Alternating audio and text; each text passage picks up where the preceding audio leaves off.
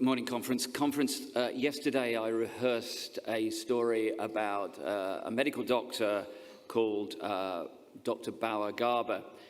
And part of the reason that this motion has been proposed is in light of another element of that particular case, where some parts of her reflective learning were made available to the courts as evidence against her mistakes. Specifically, the after-the-event reflective meeting notes between her and her consultant. Chapter 4 of the 1984 Dentists Act, part of it states, and I'll just read this to you, for the purpose of assisting the council or any of their committees in carrying out functions under this part in respect of a person's fitness to practice as a member of a profession complementary to dentistry, the council may require any person, except the person in respect of whom the information or document is sought, to supply any information or produce any document in his custody or under his control which appears to the council relevant to the discharge of those functions. This closely maps the similar clause in the Medical Act, which allowed the reflective learning to be made available.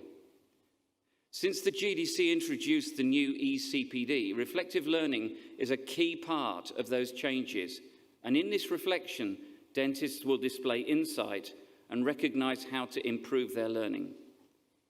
If we fully commit to pouring our heart out in the reflective learning and peer review, particularly following mistakes we might have made, then Norfolk LDC would argue this learning must be private to the registrant and only be made available with the consent of that dentist involved.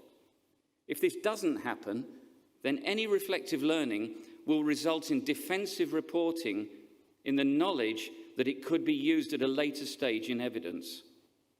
So will that exercise of reflective learning, if not protected, be of any use? We'd argue no. Please support this motion.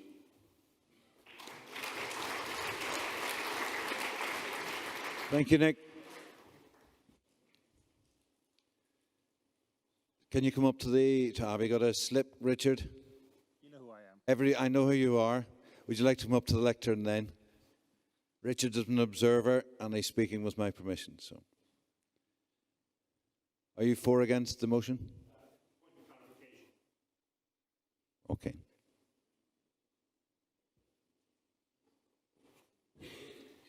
Can I just ask, please, when the permission is sought from the person who's being observed, could we be clear about whether a court order overrules that? Because many of these things will be subject to court rulings at a later stage, and a court, in my opinion, in my understanding, I should say, has a right to overrule almost anything that they feel is appropriate. Thank you, Richard. Have we any other speakers for the motion?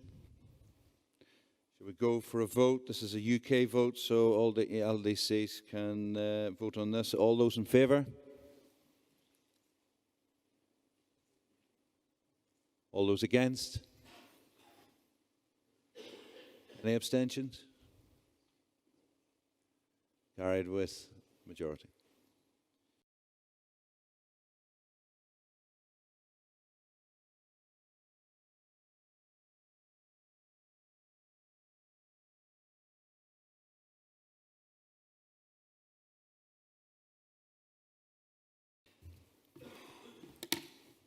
Good morning, Conference. This conference urges the government to cover regulatory costs such as CQC and professional indemnity fees.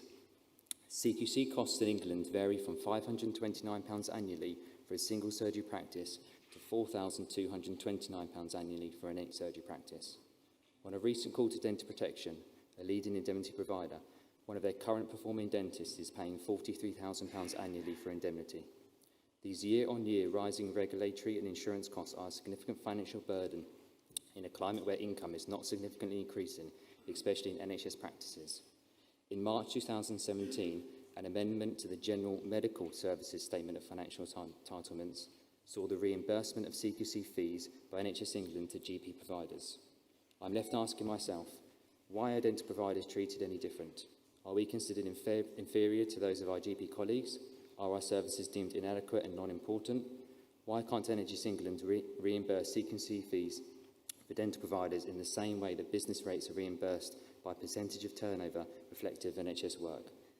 I'm equally left confused and disheartened to read that from April 2017, NHS England introduced a £60 million indemnity support scheme to compensate the cost of inflammatory increases in GP indemnity fees.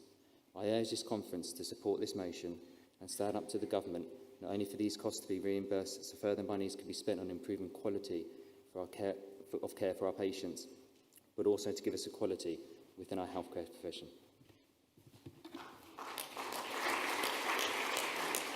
Thank you, Ashkan. Have we any speakers to the motion? So again, this is a UK vote. All those in favour? All those against? Any abstentions? That's a majority carried.